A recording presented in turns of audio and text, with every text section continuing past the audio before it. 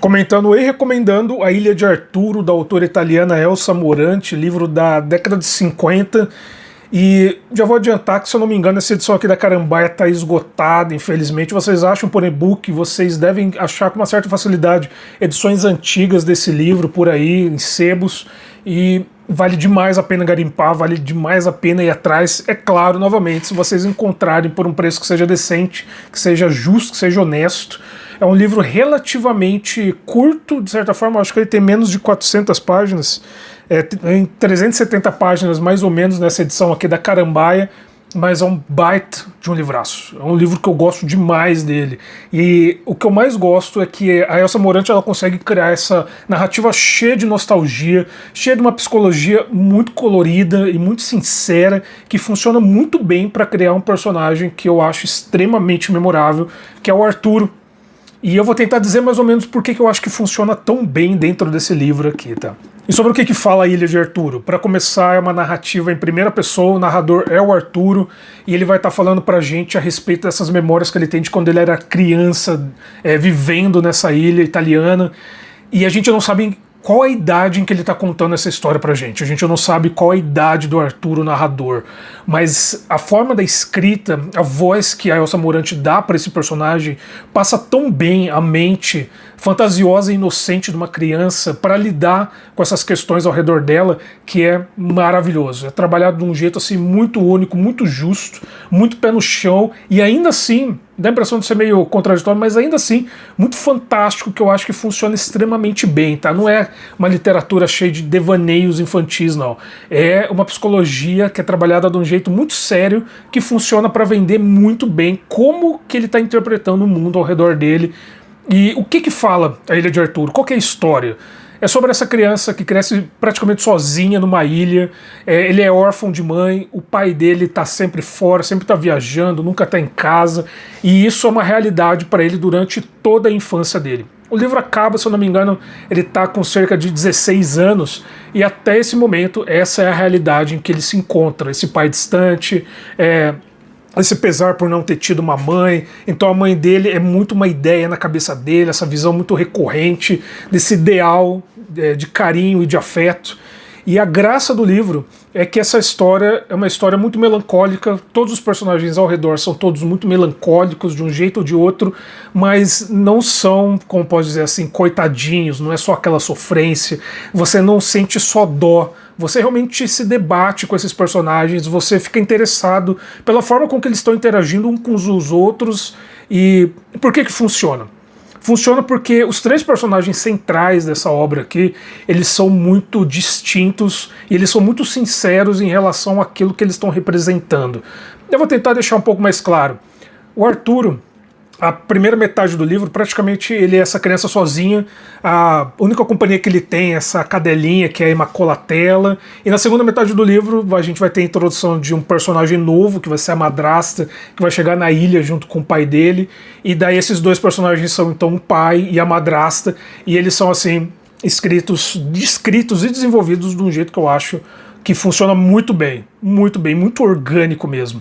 O personagem que a gente vai passar mais tempo do lado vai ser o Arturo, então é claro que a gente vai ver com mais minúcias como que ele vai desenvolvendo a mentalidade dele. Ele aprende muito a respeito do mundo através de livros de fantasia, de aventura, de ficção, e por conta disso é assim que ele preenche essas lacunas, não só de aprendizado, mas também de afeto. Quando o pai dele está longe, que ele não sabe para onde o pai dele está indo, o que o pai dele está fazendo, ele vai preencher isso com possíveis aventuras, com possíveis descobertas, com esses monumentos exóticos de grandes nações, e é esse o grande, eu não vou dizer o ideal, mas o objetivo dele, que é sair dessa ilha e viajar o mundo com o pai dele, viver essas grandes aventuras. E a gente vai vendo como que isso vai impactar demais um desfecho que eu considero como sendo maravilhoso dessa obra.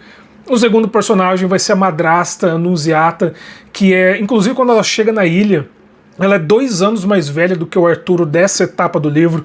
Então o Arturo tem 14 anos, a madrasta dele tem 16 anos, o pai dele já deve ter uns 30 e poucos anos. Então aí já dá pra ver que as coisas podem ser que fiquem bem complicadas, e ficam. E a Annunziata é bem interessante porque ela é dá a impressão de ser esse estereótipo da mulher beata e boazinha, inocente, que vem de uma família humilde. E em vez dela fazer, da Elsa Morante escrever um personagem que nasceu para sofrer, ela faz com que essa melancolia da Nunziata se torne uma coisa muito mais rica, muito mais interessante da gente acompanhar. A relação e a forma com que ela interage com as coisas ao redor dela e como elas evoluem é muito orgânico, é muito vivo, é muito humano mesmo.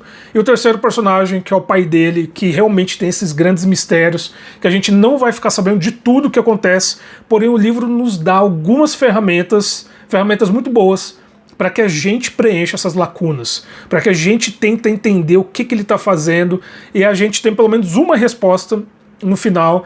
E eu vou dizer que não é inesperado, mas essa é a graça. Não é inesperado, você fala, será que a autora de fato vai trabalhar com esse tema desse jeito? O quão explícito que ela vai deixar essas coisas? Como que isso vai funcionar? E ela faz isso de um jeito assim maravilhoso, e é claro, sempre sendo contado através dos olhos do Arturo, e isso adquire uma cor muito grande para essa história, que é em larga escala, eu não vou dizer um grande drama, mas uma grande narrativa melancólica que é maravilhosa, maravilhosa mesmo. E a gente tem também um background a respeito do passado do pai do Arturo logo no começo do livro. Inclusive o nome dele é Wilhelm, e a gente descobre que o Wilhelm ele também tem esse distanciamento com o pai biológico dele. Ele foi filho bastardo, só foi meio que adotado pelo pai muitos anos depois. Então tem grande ressentimento, e aquele que vai ser a figura paterna, digamos assim, do pai do Arturo é por si só uma figura assim bem interessante, bem complicada. Ele aparece pouco na história, de certa forma. É aquele personagem que aparece pouco, mas ainda assim aparece muito, porque as ações dele no começo do livro vão sempre permear não só o futuro do pai do Arturo, mas o futuro do próprio Arturo de um jeito ou de outro. E é um personagem complexo, é um personagem também muito interessante, e não passando pano, porque ele é uma das piores figuras paternas, provavelmente desde o Fyodor Karamazov, com certeza. Não foi um bom pai de jeito nenhum, sobre nenhum aspecto, mas lá pro final do livro a gente vê que a história dele também tem algumas nuances bem interessantes, não que justifique a ausência dele, mas faz com que a gente entenda um pouco dessa psicologia tão atormentada que é do pai do Arturo. Eu acho interessante comentar que os primeiros capítulos em que a autora está criando as bases dos temas que vão ser trabalhados depois, falando da árvore genealógica do Arturo, a ilha pré-Arturo, e os primeiros anos da vida dele naquela ilha são um pouco mais arrastados, são um pouco mais lentos. Não é ruim, mas depois do capítulo 5 ou 6, em que o Arturo já tem uma certa maturidade para que certas complexidades comecem a permear a cabeça dele, é aí que o livro ele desabrocha, ele ganha um momento, assim, uma cinética muito intensa, e ele vai de um livro muito bom para um livro fantástico. Assim, recomendação muito, muito fácil. E é um livro que ele não pode, ele não deve, ele não precisa de um epílogo, que eu acho que isso dá muito valor, dá muito peso para a história que está sendo contada. Que a gente não sabe de onde o Arturo está contando essas memórias, de onde que ele está lembrando a respeito da vida dele, e isso dá ainda mais significado para as imagens que estão sendo traçadas aqui. Inclusive, a imagem da ilha, da casa, é tudo tão bem descrito, tudo assim, comedidamente descrito, para que a gente esteja presente em cada cômodo, em cada corredor, em cada rua. É maravilhoso, maravilhoso. Então, indicação muito fácil. A Ilha de Arturo, Elsa Morante, literatura italiana da década de 50. Se vocês acharem dando bobeira por aí, recomendo facilmente.